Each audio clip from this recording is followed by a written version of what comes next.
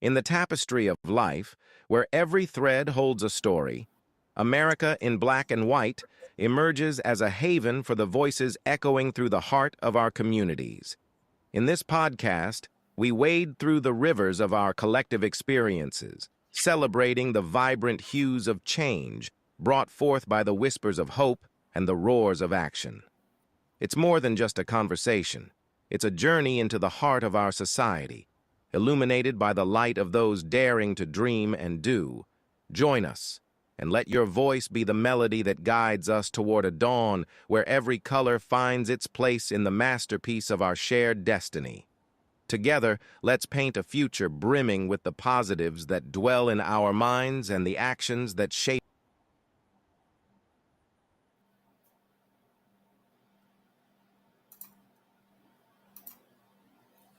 Good afternoon, good evening, ladies and gentlemen. Welcome to another episode of America in Black and White, where we discuss the issues of the underserved, marginalized communities and how we can best help to solve those issues.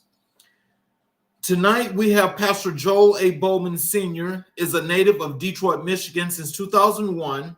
He has served as founder and senior pastor of Temple of Faith Baptist Church in South Louisville. Pastor Bowman is also a licensed clinical social worker with over 30 years of experience in the mental health field. He has practiced as a clinician in the states of Michigan, Kentucky, and Indiana. Pastor Bowman has guest lectured at the Garland School of Social Work at Baylor University, Kent School of Social Work at the University of Louisville, Campbellsville University, Carver College, Truett Theological Seminary, and Baptist Seminary of Zimbabwe. A respected thought leader and freelance writer, Pastor Bowman has been quoted in the Washington Post, USA Today, the Associated Press, and the Christian Post and Baptist Press. Ladies and gentlemen, Pastor Joel Bowman, please. Hey, Charles, how you doing? How you doing, Pastor Bowman? All right. I hope you can see me okay. No, it's like there's a thumbprint or a dark spot there where your face, you got your camera down. It looks like it's facing down. Because I Okay. can see you there, like I see you from the side.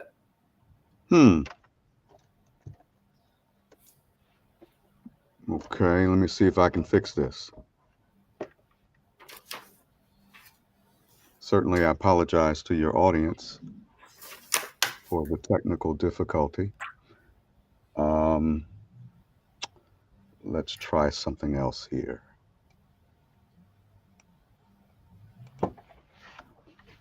Hmm.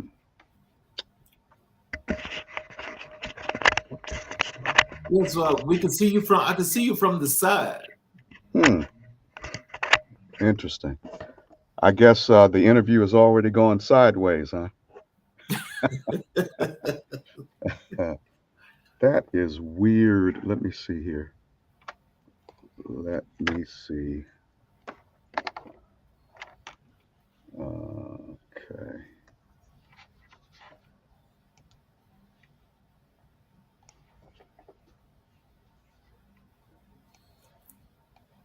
See, like where you looking now, you looking right into the camera where I can see your face. Okay. Gotcha. So the camera is apparently connected to the laptop. All right. Now, can you see me? Not all the way now. Now you're behind a dark spot. A dark spot. Huh. Yeah. Let's see. Let's do this.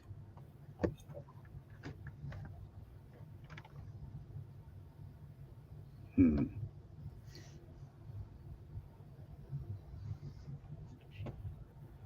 Still behind the dark spot.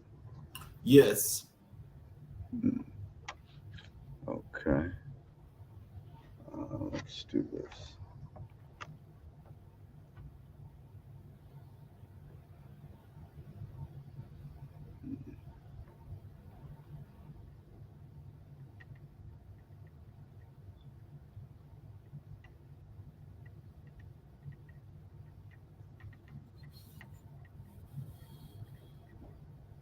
appreciate your patience while I figure this thing out, my brother.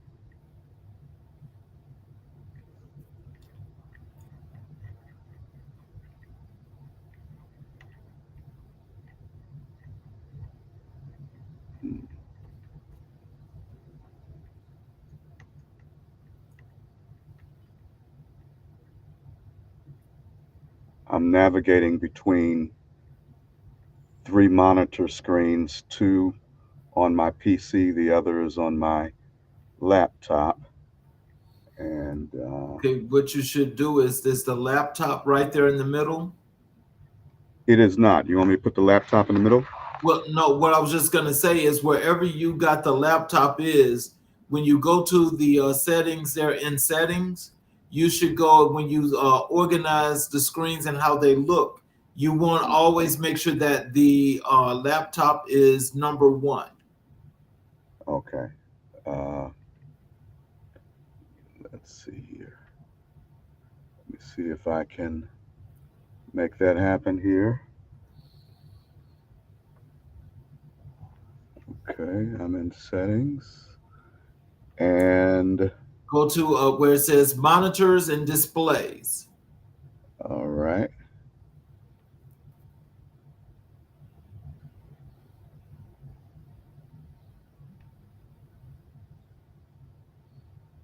And we click on that is to show you how they're numbered. Should be 1, 2, and 3. Right. And so where the laptop is, you want to move the 1 to that. All right. Let me see here.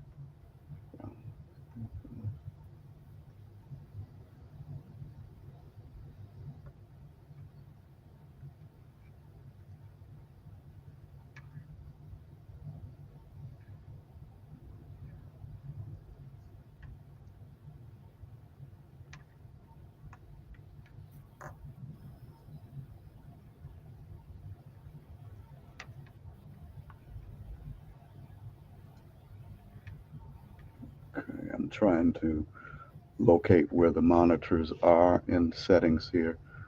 Do you see where it says monitors, displays, and things of that nature? They're in the settings. There's a piece that says devices, Bluetooth, printers, mouse. No, not that Um, one. It should be above that. hmm. Okay.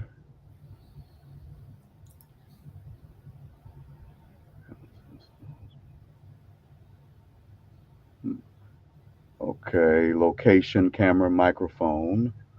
Not there. System, display, sound, display. Yes, Okay. displays. All right. Okay. So identify. It looks like the laptop is already number one. Let me see. One.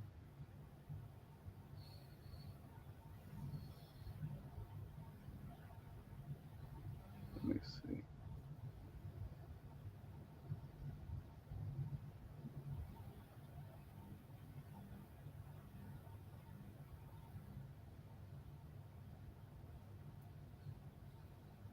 Yep, the laptop is already number one. Okay. So is it telling you, did you identify them already? Yes, they're already Okay, if you identified. identified, now you should hit the other thing, which I think is to set or apply. Okay.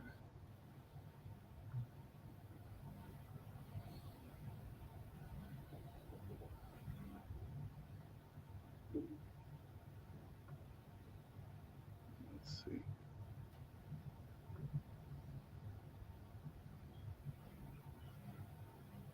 Hmm.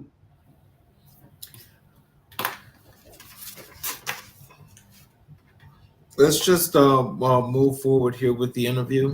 If you Okay. guys don't mind. And while we're doing that, I'll multitask and see if we can get this figured out. But yeah, we can get started. Yes, sir. Let's start by talking about your freelance writing. Yes, Can sir. you tell our audience what inspired you to become a freelance writer? I guess it's in the blood. So just about everyone in my immediate family was a writer to some degree. Certainly, my mom, she was an English teacher and an English major in undergrad. And so she had an inclination toward writing. My dad also was a writer, though he was self taught. He was a brilliant man. He dropped out of school in the 10th grade to take care of his family during the time leading up to the Second World War. So he had a lot on his plate, obviously, but he was a writer. And then my siblings all write to some degree. And I would say that out of the siblings, I'm probably the one who has done the most writing over a longer period of time. And what attracted me to writing was that I've just always had an inclination for the pen. Just to, of course, years ago, I would manually write using a pen or a pencil to do my initial drafts. And then, of course, in this age of technology, I have gone to using my laptop or my iPad or my iPhone to begin to put seeds for writing particular articles into motion. So, just my natural inclination and witnessing people respond affirmatively to my writing as if it made a difference or they could resonate with it in some respect. So, those are the things that kind of made writing appealing to me. So, can you tell us what are some of the things that you have written about? So, I've written a lot on the intersection of Christianity, racism, and politics. That has generally been my most favorite area in which to write. So, I've written a lot on Trumpism and its implications for the Christian church in America. I've written pieces on particular figures. I've written a piece on Herschel Walker. I've written a piece on other Black Republicans and the grift that they're engaged in. I've written pieces that have been historical in nature, pieces, let's say, on Martin Luther King Jr. In fact, I posted on my Facebook page yesterday a piece I did a couple of years ago for Baptist News Global on Dr. King. So Mhm. I like delving into history. I like delving into politics, but also their intersection with faith, and particularly the Christian faith. That tends to be kind of the arena in which I write. Okay. So, can you tell us how do you balance your writing with other responsibilities? Well, that's an interesting question. It's kind of like the same way I approach preaching. It's very organic in terms of how it comes to pass. I think that all of life provides me with sermon material that I can preach. And the same would be true as it relates to my writing, that when I write with my computer in one hand and the newspaper in the other, as it were. You know, I write in a manner that addresses the current issues of our day. Okay. So, can you share a memorable experience from your writing career? Sure, I can recall a time in which a particular article that I wrote on why Christians or why no Christian should vote for Donald Trump. That particular piece was initially published in a newspaper called The Progressive, Uh but huh. it was picked up by MSN. And as a result of it being picked up by MSN, then it reached a larger audience. And so that was very memorable in the sense that I became aware of the fact that, when you write and when it's picked up by larger outlets, that naturally gives you a larger audience to impact and to influence. And so that was an exciting experience for me. I remember another piece that I wrote, and it was titled White Evangelical War on Truth. And that Mm-hmm. was written for Baptist News Global. And that probably got somewhere around 30,000 views, something like that. And so that was an exciting thing as I put a lot of time and effort in that piece, had grounded it in research and history and scripture. And I think that the combination of those things led to it being a highly viewed article. So periodically, I'll have those times in which it seems like there's a particular article that really resonates with people. And that kind of lets me know that, I'm scratching where people itch.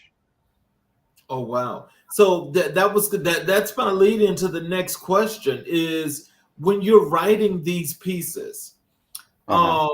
um, like what is the intent other than being informative? Because it sounds like, and from what I have read for some of your articles, is that they do speak a whole lot of truth, make a whole lot of sense, and are always very logical.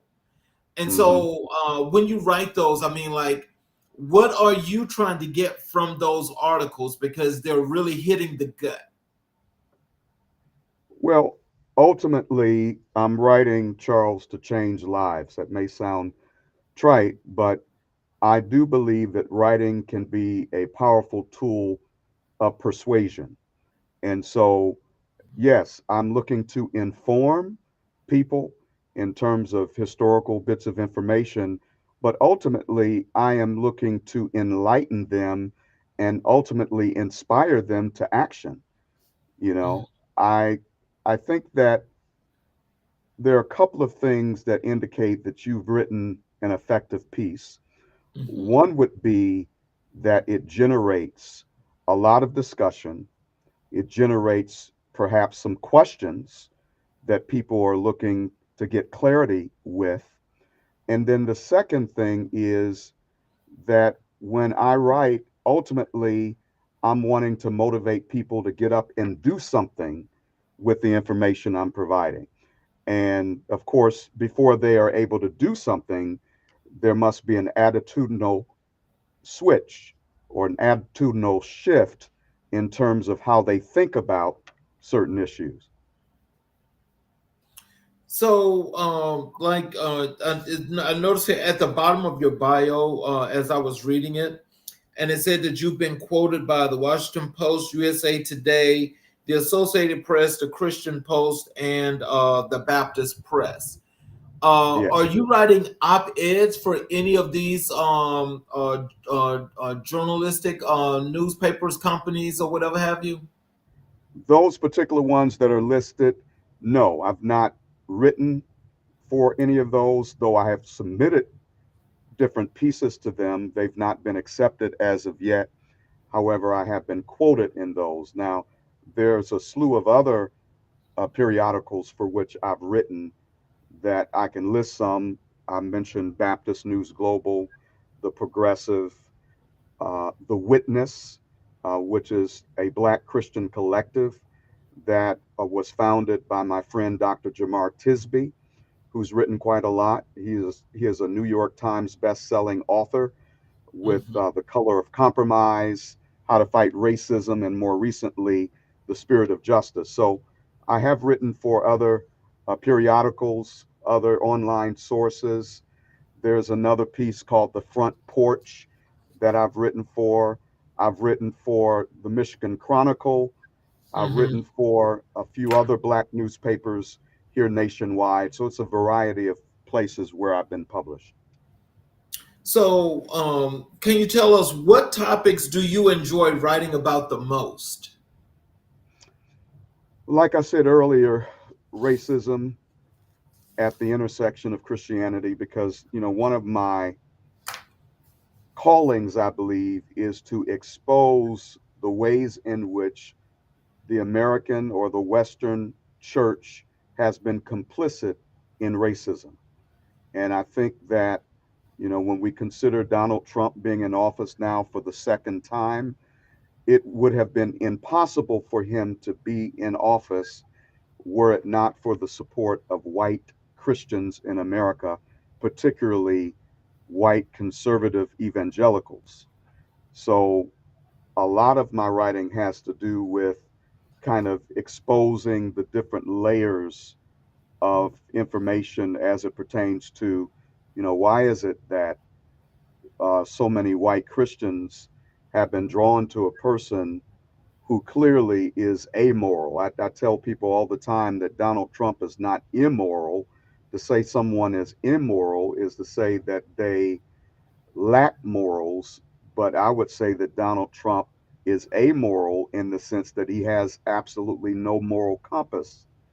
And so, one of the things I've been trying to uncover is why is it that some of the same people who in the 90s were saying that character mattered as related to political leaders, all of a sudden they're in Trump's pocket, and there's a whole list of things that we can talk about in terms of why that is the case.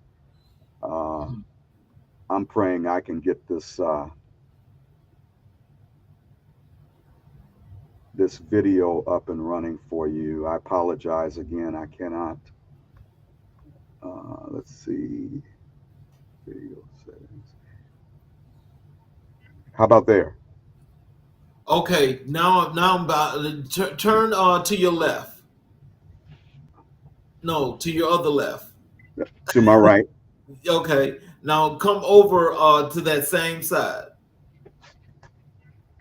Now look up. uh, to the right. There, where your hand Yeah. that is right there. There So you you go. can see Yeah. me. All right. I'm looking at the camera. Okay. All right. We finally got it, man. Hello, audience. You got to remember, Charles, that when I made it through graduate school in 1992, I did so on a Smith Corona typewriter. So Oh, I am tech challenged. I am tech oh challenged. wow. So the next time you have me on your show, and I pray you'll have me back, Yes, we got to sir. make sure to get on early to work out all the tech details. But hello to your audience. Thank you so much for your patience. And I hope that our conversation so far has been informative. Oh, yes, sir. And because when we talk about this, your writing, I mean, to be a freelance writer, a lot of people just don't have the skills or the talent to do that.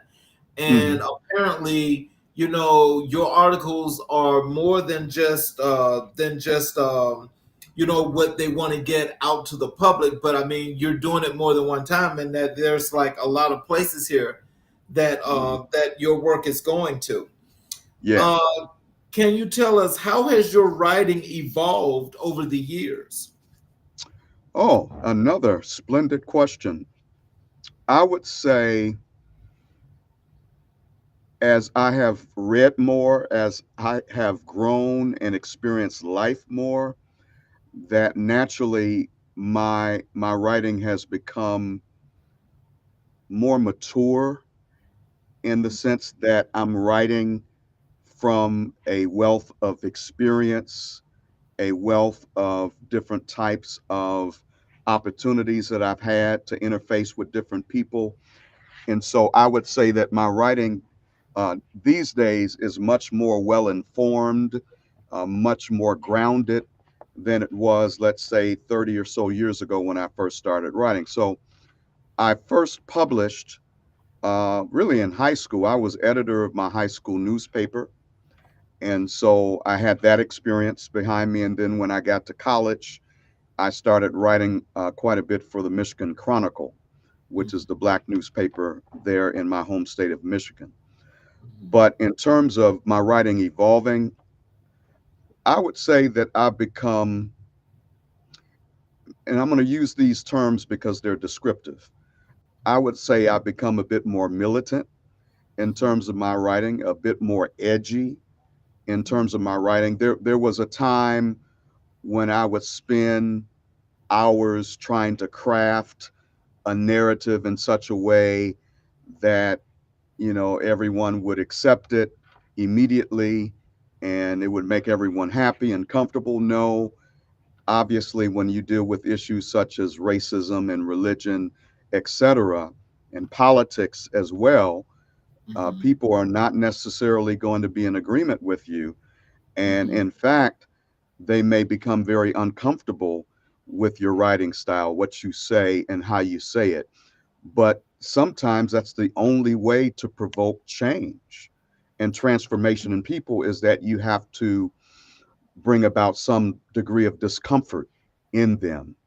And I firmly believe, and this is where I land as a licensed clinical social worker or a therapist, is I firmly believe that as human beings, we are at the precipice of tremendous growth when we are most uncomfortable. Discomfort needs to be embraced as our friend, not an enemy. You know what I'm saying? And so, oftentimes, in order for people to go through that metamorphosis and to experience change in terms of their philosophy, their worldview, it requires them to feel, the cognitive dissonance that comes along with new information that they're gaining. Okay. Because in my writing, I seek to shine the light on things that people perhaps have never been made aware of. And Mm-hmm. so, yeah, my writing has evolved in the sense that it's become, I would say, more provocative, more edgy, and in some respects, more militant, because there was a time when I dealt with racism in my writing that I tried to be as congenial as possible. And certainly, I don't try to offend people just for the sake of offending them. But by Mm-hmm. the same token, I think I have a more realistic approach. And that is to say that you just have to put the truth out there as eloquently and as effectively as you can and let the chips fall where they may. Mm-hmm. Now, I would say if you're going to say anything about your writing, I would not classify it as militant. I think Hmm. your writing is more progressive. That's why the provocativeness is there, Right. because when it's about the truth and it puts it all out there from a philosophical Mhm. perspective, to where it's right here on the table. That's And so, good. with it being right there on the table, now I think you're right about those to the right. They are not trying to hear that, Hmm. and Nope. so they may be the ones. That's why they probably have a problem with that, especially as you speak of those evangelicals, especially. Especially, I mean, listen, I've had close proximity to white evangelicals, beginning with my time in undergrad. I was a student leader at one point with Campus Crusade for Christ, which is a very large parachurch organization and is at the heart of white evangelicalism. And so, from my experience there, and then when I was briefly affiliated with the Southern Baptist Convention before I left because of its racism, I've Mhm, had proximity to white evangelicals there. And yes, there is an awful lot of resistance there, particularly when it comes to them reading the writing of a Black writer. mhm, And I believe at the heart of that resistance is simply white supremacy. They don't understand the extent to which, or I should say, many don't understand the extent to which white supremacy is woven into the fabric of their theology. mhm, How they do church, how they see Jesus, how they see God, right? mhm. How they see preaching, how they see right. All of that I think has been informed and shaped by white supremacy. And when you call it out, then, we have a saying among Black preachers that a hit dog hollers, right? Oh, That when you're definitely. saying something and you're hitting the nail on the head, as it were, then the person that protests the most, that indicates that perhaps they are the very ones that you're referencing in that particular piece. Now, I want to ask you this before I move on to the next question, because this is a great follow up to what you just said. Mhm. Um, when people are so used to getting, let's say, writings from, let's say, the Christian perspective from the white evangelical cult. Oh, you When called it they're a so code, huh? used, when they're so used to getting, You're trying to start something, man. no, but I mean, but when they're so used to getting that kind of writing and those lectures, as you want to call them, because they're not preachings, but Mm. they're getting those lectures and they're getting all of this correspondence from this particular group. Would you consider those writings to be more like a brainwashing effect, to where it's like Fox News, where you continuously to get the same thing over and over again, that it actually controls everything about the mind, where these people don't know how to read anything else? Yeah, so I think part of the problem with white evangelical theology, how they approach the knowledge of God and the knowledge of the scriptures and the application thereof, is that oftentimes they're teaching people what to think rather than teaching them how to think. And my writing is very much grounded in critical thinking. You Right. know, it challenges people to think for themselves. You know, my goal is not to create a clone of me. Okay. Right. But unfortunately, in many white evangelical spaces, the goal is to create clones that all think alike, they sound alike, they preach alike. You know, it's interesting to note that here in Louisville is the flagship seminary of the Southern Baptist Convention, which has as its president Dr. Al Mohler. And the interesting thing about Dr. Mohler is that he's one of the most influential voices in white evangelicalism and white Christendom in general. And there are so many students of his at the seminary and beyond who they dress like him, they look like him, they preach like him. And so there is a lot of emphasis, I think, in those spaces on uniformity, on everyone saying exactly the same thing the same way. And any departure from that is a departure from orthodoxy. Any departure from that means that maybe you're not following Christ as closely as you should, or maybe you're not even a Christian. Okay. And so any opinion that departs from whatever the party line is in those spaces tends to elicit questioning and criticism.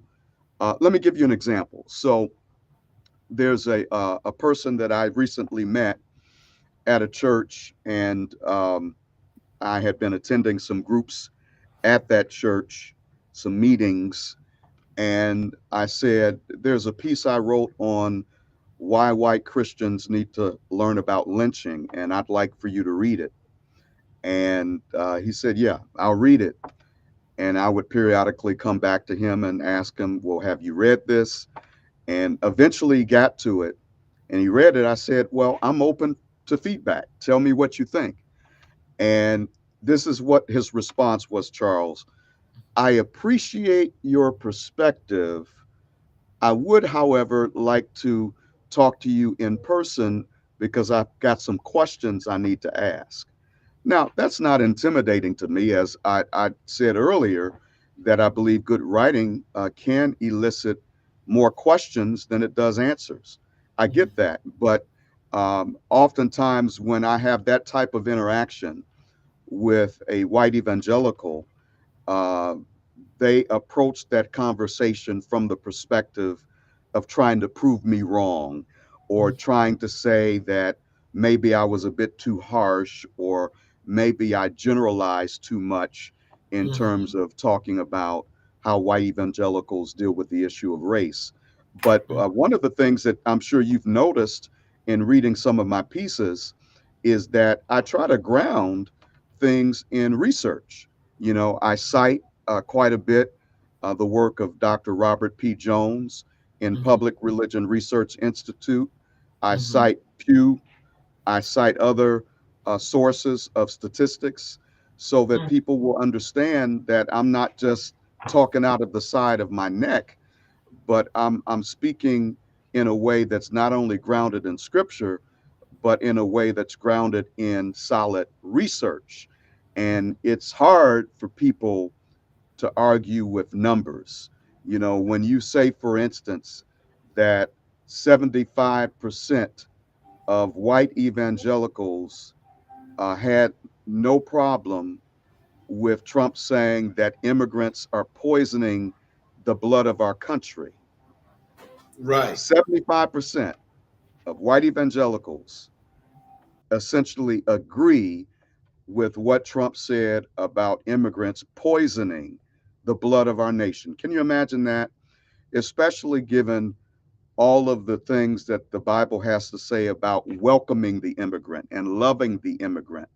I mean, when you look at it, Jesus, Mary, and Joseph were refugees when Jesus was born in that manger.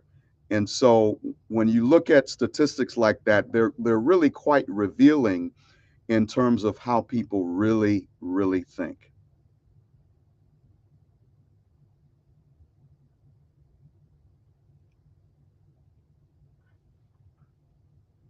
You still there,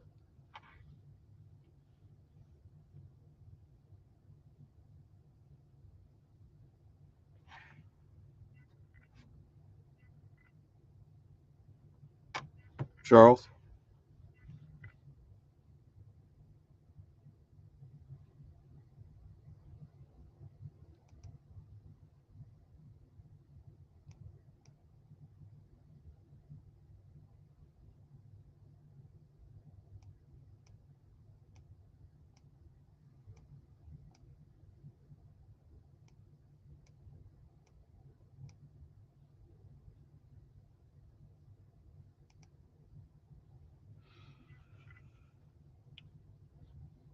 Charles?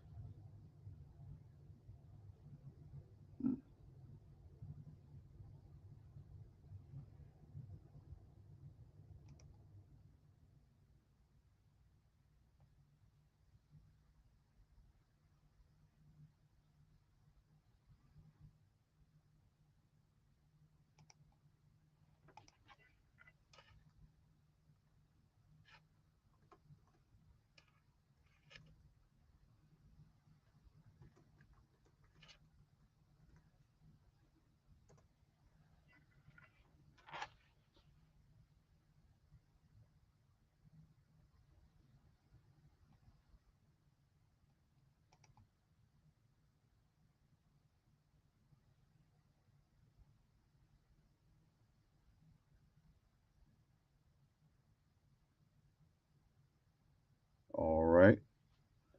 I cannot hear you.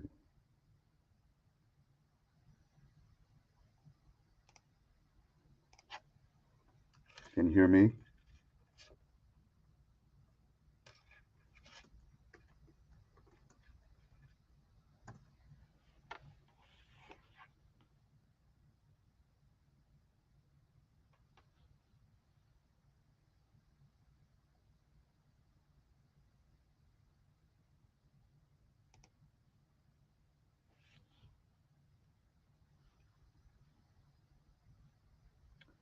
I'm going to leave and come.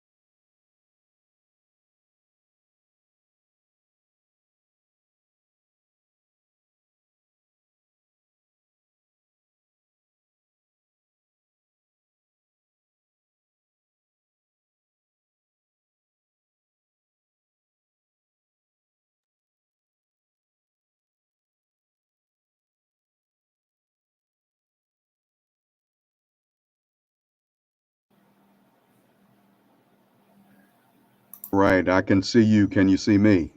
Yes. All right. Okay, so I think that this should actually we should be good to go. I'm gonna say, okay. I want to apologize for that because we're having.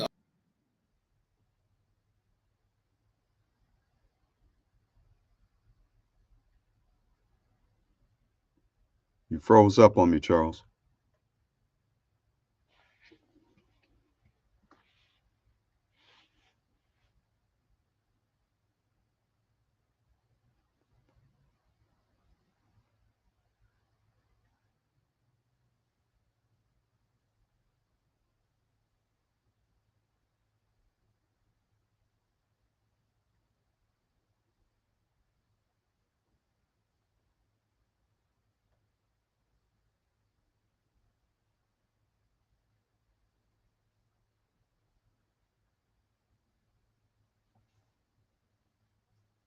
You there?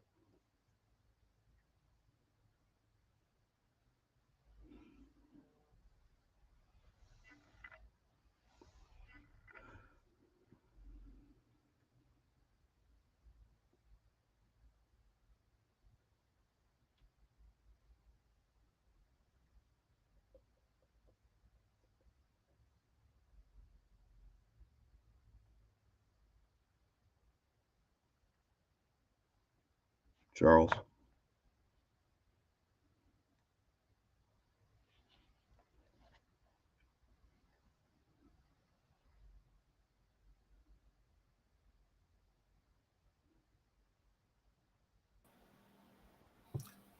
Okay, you're back, Pastor Bowman. I'm here. Okay, yeah, we're supposed to be having this bad weather from for all this snow and everything. So I apologize for this because it's like this thing that went out twice. Okay. Whew. So at any rate, I apologize to everybody that's watching the show, and please forgive me. But for the bad weather that we're having, it's causing me a lot of technical difficulties. We were at the point where you were explaining about the issues as far as like the white evangelicals, and you had this guy read this piece that you wrote, Mm-hmm. and you were at that point when things went out. Gotcha. And so oftentimes what happens when I will provide one of my pieces for a white evangelical to read, I'm anticipating on the part of some of them that there's going to be some resistance and there's going to be some discomfort. And what I began to say before is that what we as human beings need to recognize, and I know this as a therapist, as a clinical social worker, is that discomfort is really the porthole that leads to growth. You know, some people, when they read something or they hear something that makes them uncomfortable, then the natural default is to point the finger at the person that wrote the article or preached the sermon, as if to say the problem is with them, rather than really taking an introspective look and asking yourself the question, well, why is it that this made me uncomfortable? Is there perhaps some bias within me that makes me resistant to this new information that I'm reading? And so I think that that explains why I get some of the reactions that I get as I'm writing and as I'm getting feedback, is because people are uncomfortable and do not have the emotional maturity to embrace that discomfort and look at it as an opportunity for growth. Mm. So, what challenges have you faced as a freelance writer? Well, I've literally had a couple of guys do a hit piece on their YouTube channel on one of my pieces, where they basically took an entire hour and tried to basically rip it into shreds. And it's interesting how I found it. You know, periodically I will do a search on myself to kind of see what's out there, to see if my footprint online has grown at all. And so one day, this was about 2, 3 years ago, I did a search online and I found that someone had taken one of my articles, which was White Evangelical War on Truth, and they had done basically a hit piece on it, talking about the various ways in which they disagreed with it. They made certain assumptions about me based upon my writing, which were dead wrong. And so I actually found out how to get in touch with them, reached out to them, and we did a 3-way Zoom meeting. And I Hmm. basically confronted them and said, look, you know, if you thought my article was that provocative, you simply could have reached out to me. I'm easy to find on social media. You could have reached Hmm. out to me and you could have had me on your show and we could have had, an honest intellectual engagement on the article. But no, you chose to go the punk way and do a hit piece on my article. And so that's one of the challenges I've had is, people being critical of something I've read or said, but not having the courage to come to me direct and say whatever they want to say. Mm. So normally, like when you found this, that they were doing this on the YouTube channel, I mean, Hmm. have you found other instances of people trying to go through your work and break it down and make sensibilities of it as to saying what you're thinking and what you're saying when you're writing? Have you found any more of that? Sure. So whenever I post something online, invariably, there'll be a troll or someone who will jump online and they'll, I call them keyboard gangsters, right? Mhm. Uh, and they will say something untoward about the article, but they're not really serious about engaging in a discussion that's rooted in critical thinking. They simply want to throw stones. And so, yeah, I mean, any writer worth his or her salt is invariably going to come against people like that.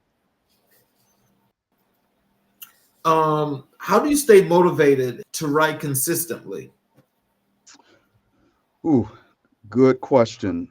I don't write as consistently as I ought to or as I'd like to, but however consistently I do write, I think what motivates me are the things, as I indicated to you earlier, the things that are happening in our world today, current events.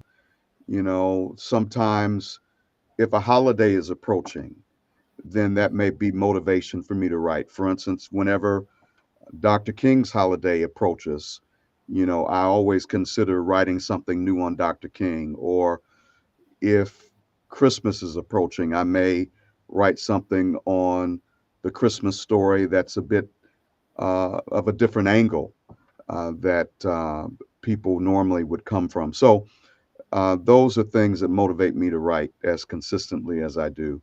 And another thing that motivates me to write is people simply asking me, when are you coming out with something new? And that gives me, the real strong motivation to roll up my sleeves and to do some more writing. Mhm. Can you describe your writing process? Hmm. You're really asking some good questions, Charles. My writing process, I have to consider to what extent there is one particular process. So sometimes I may think of a title, Mhm. and as I think of a title that's provocative, and whenever I think of a title, I look at titles for articles in the same way I look at titles for my sermons that I preach on Sunday or whenever else, is that they are in essence the billboards for the sermon or the billboards for the article. And my Mhm. hope is to provoke enough interest by people seeing the title that they would read further on and see what the rest is saying. So I would say that oftentimes I'll start out with the title, and then as I start out with the title, I will kind of put a skeleton together, maybe an outline of some things that I would want to cover under that title. And once I have the skeleton together, then I try to put some meat on the bones, as it were, as relates to, what's been said rather, under each point, under each bullet. And a lot of that has to do with research that I do, history that I'm grounding my writing in, or whatever. And that's where the real work comes in. The work doesn't really begin for me until I really get into the outline that I've written for myself for the article. That's when I really roll up my sleeves and I begin to critically think through the process of, okay, if it's a persuasive piece, how can I persuade persons to think differently as a result of this piece? If it's a historical piece, how do I craft a historical narrative that's accurate, as opposed to perhaps a false historical narrative? So that's kind of, in general, the process I go through in my writing. Let me ask you something because like I'm gonna give you an example. Like for me, when I'm like looking, let's say if I'm looking at something that they're talking about on the news, or if Mhm. I see something that just go across the screen, right? Especially if I think it's noteworthy and it's newsworthy, and I kind of like just get a grasp of that. That kind of like throws everything in my head. I write it down, and then I have to go and do a blog post. Mhm. So in a situation like that, let's just say it's an impromptu moment, Right. and let's say, you're driving, and in the process of driving, you see some I'm going to call it some political drama, okay, that's taking Mhm. place as you're driving down 65 there in Louisville, Okay. and you see this political drama. Mhm. If you see something that's actually noteworthy like that in that situation, is Mhm. there a moment where you just have to stop and at least write it down so you can go home and write about it? Yeah, there are times that I will just literally stop what I'm doing, whether it's driving or working on something else, and I will jot some notes down, because oftentimes what happens with writers is that because we don't have a systematic way of notating the nuggets that come into our heads, we lose those thoughts forever sometimes. And so I'm pretty intentional about, whenever those ideas pop into my head, that I write something down that's going to trigger my thoughts further. That's going to give me some idea as to where I need to head. So, what advice would you give to aspiring freelance writers? Right on, my brother, right on, my sister. In other words, just find reasons to write. It could be writing in your own journal or diary, whatever you want to call it. Could be writing poetry, other forms of creative writing, whatever opportunities that you have, and you can really make opportunities to write. And another thing I would say is submit, submit, submit, submit. So when you write pieces, uh, think about newspapers or magazines for which you wish to write and in which you want to be published. And, I mentioned earlier in our discussion that though I've been quoted in a number of papers like Washington Post, USA Today, I have not had the privilege of being published by either of those entities as of yet. But my train of thought, my mentality is I'm going to keep on submitting to various periodicals, various publications, and eventually, it will happen. And in the process, what I found is as I submit to more and more papers and more magazines, that I'm sharpening my craft. I'm sharpening my pen in terms of the writing. So I would say just make up any old excuse to write. Start with a journal, start with a diary, and then once you've actually put a formal piece together, uh, plan on submitting that. And listen, the third piece I would say is don't let rejection disappoint you, because rejection is just a part of the work, you know. And I've gotten to the place now, Charles, in my writing, that even if the Washington Post never accepts one of my pieces, I still know I'm a good writer. Even if Christianity Today never accepts one of my pieces, I still know that I'm a good writer. And I simply write it off as something that they're losing, right? They're Right. losing the opportunity to publish me. And Mhm. so I've made that shift in my thinking. So how do you handle writer's block? Um, by turning down the noise. For me, whenever there's writer's block that says that I've got a lot on my mind, perhaps I'm in a stressful period of my life. And so, in those types of periods, it's important for me to sit down and just be quiet, to sit down and be quiet, and to just allow life to speak to me, allow God to speak to me in terms of what I need to be writing Mhm. about.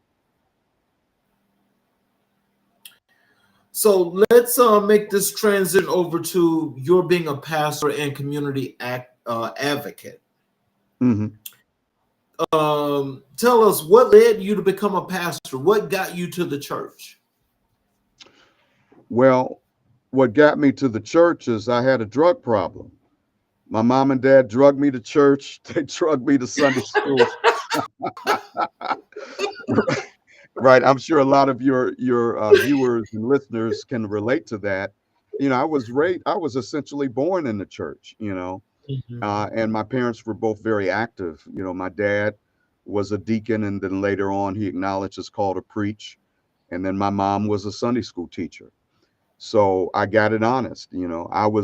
I was rooted and grounded in the oldest African American congregation in the Midwest, the historic Second Baptist Church of Detroit, which was part of the Underground Railroad, which hosted preachers such as Dr. Martin Luther King Jr. and Dr. Gardner C. Taylor and Dr. Samuel Proctor and Dr. Frederick G. Sampson and some of the great pulpiteers in the Black church. And so I grew up in a rich tradition of preaching.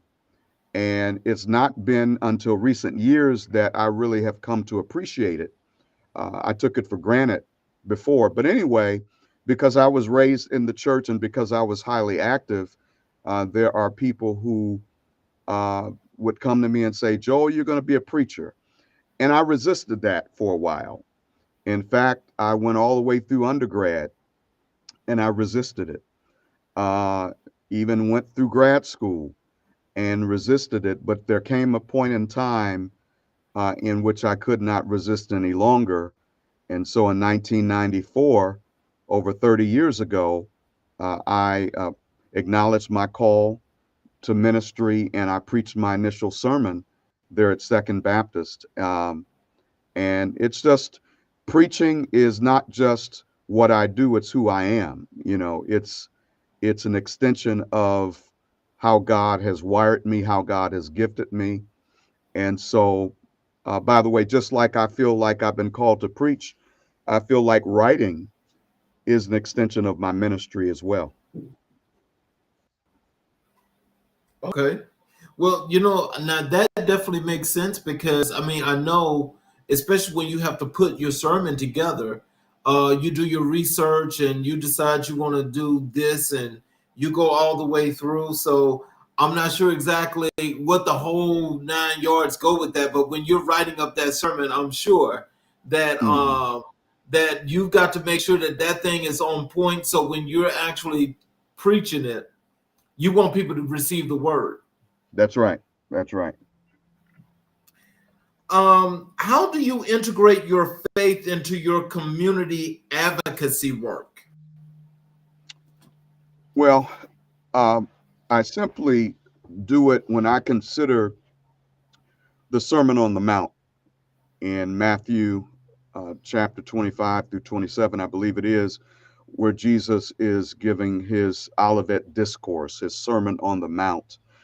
Uh, it really is an ethical masterclass, a masterclass in how we as disciples of Christ are supposed to live, are supposed to govern ourselves. And so, what I love about the Sermon on the Mount is that Jesus gives his disciples instructions that would go far beyond a church gathering. Mhm. And it really gets to the issue of community engagement. You know, Jesus talks about, in as much as you've done it unto the least of these, my brothers, you've done it unto me. You know, when you consider how Jesus dealt with the issue of justice, how Jesus dealt with the issue of humility, how Jesus dealt with the issue of power and privilege. Okay.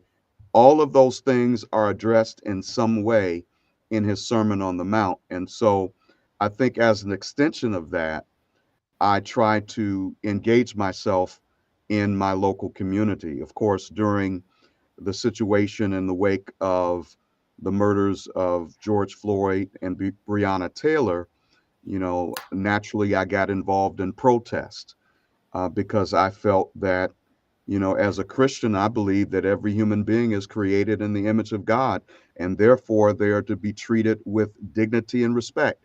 And obviously, Breonna Taylor here in Louisville, George Floyd, those two individuals were not treated with dignity and respect, but the exact opposite.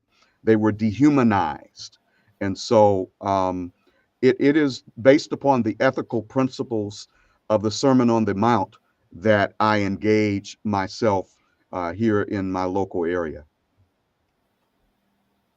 Wow. So, can you share a story of a time when your work as a pastor made a significant impact on Mhm. someone's life? Mhm. Um, I can recall one time it was our church anniversary. The house was full, and there were a number of visitors present. And I stepped out of the sanctuary for a moment to go to the restroom, which was at the front of our church at the entrance of the sanctuary. And as I was coming back to my seat on the front row, there was a sister that pulled me aside and said, now, mind you, this happened in the middle of the service. She pulled me aside and she said, Pastor, I just want to let you know that I am sick of life. I'm thinking about taking myself out and taking these children out that's with me.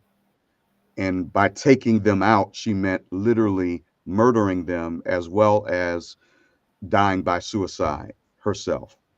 So in that moment, I had to kind of call on my mental health training. And I said to her, Sister, please, as we're in the midst of this service, can you make a contract with me verbally that you will not do anything to harm yourself or your children until we've had the opportunity to meet after worship? I promise you that immediately after worship, I will make time to meet with you. And she said, Yes, Pastor, I agree to do that. So immediately after worship, we met in my study, and I kind of did an assessment as to what was going on in terms of her depression. anxiety and whatnot, and how she felt overwhelmed as a grandmother. And I was able to help her connect the dots and made a referral to get her mental health treatment. Um, as it turned out, she no longer was suicidal, homicidal. By the time that we got to the end of that conversation, and she was in a position where she was safe, her kids were safe. And I think the key was for her, me giving to her some resources that she could go to for support. She was just feeling so overwhelmed, trying to raise these grandchildren, that she really needed some resources. And so that's one time I believe that I really made a difference. That literally someone's life was hanging in the balance in that situation. Before I go to this next question, how we doing on time? I mean, I know we've been in and out of these technical difficulties. How Right. we doing on time? I can give you 4 more minutes. Okay, well, let's just do this question here. We'll have to get you back on the show here. All right. How do you address the needs of your congregation and community? Well, um, I think one thing that we learned from the book of Nehemiah, as Nehemiah was being called by God to lead the Israelites in rebuilding the walls of Jerusalem that had been burned down, the first thing that he did was he inspected the damage, or he had others to inspect the damage for him. And so, what I try to do with my membership is I try to stay close enough to them to find out exactly what their needs are, what they perceive to be their needs. And so there's been a saying that's been stated quite a bit within ministerial circles, that a shepherd ought to be so close to the sheep that he or she begins to smell like the sheep. In other words, there ought to be a very dynamic relationship that goes on, in Mhm. which the pastor is getting to know his congregation, and the congregation is getting to know him. Let me give you an example. So, uh, everyone who's a member of my church pretty much knows that I'm a mental health professional as well as a pastor.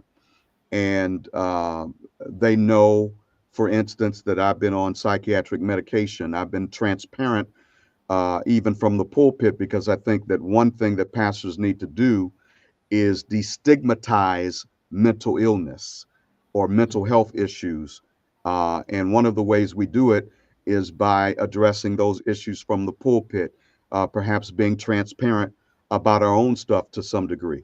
And so, because of my transparency, I had a lady come up to me about 3 weeks ago, and she is getting over the death of her mother, who was also a member of our church, a charter member, helped us found the church almost 24 years ago. And so she's dealing with grief and loss issues. And she mentioned to me that a doctor of hers had prescribed an antidepressant, and she was feeling a little antsy about taking that antidepressant. Well, I was able to help her get over her anxiety. She ended up taking her medication. She's beginning to feel better. And so that's a way in which I can meet the needs of the flock as I get to know them and as they get to know me. I think it needs to be mutual. That's how I can better learn what the needs are of the congregation. And really, the same principle is true as it relates to the community. Spending time in the community, talking to our neighbors, finding out what concerns them about the neighborhood that surrounds the church. It's all about relationship, man. Really, when you build a relationship with people, then you're in a better position to find out what they really need. Mhm.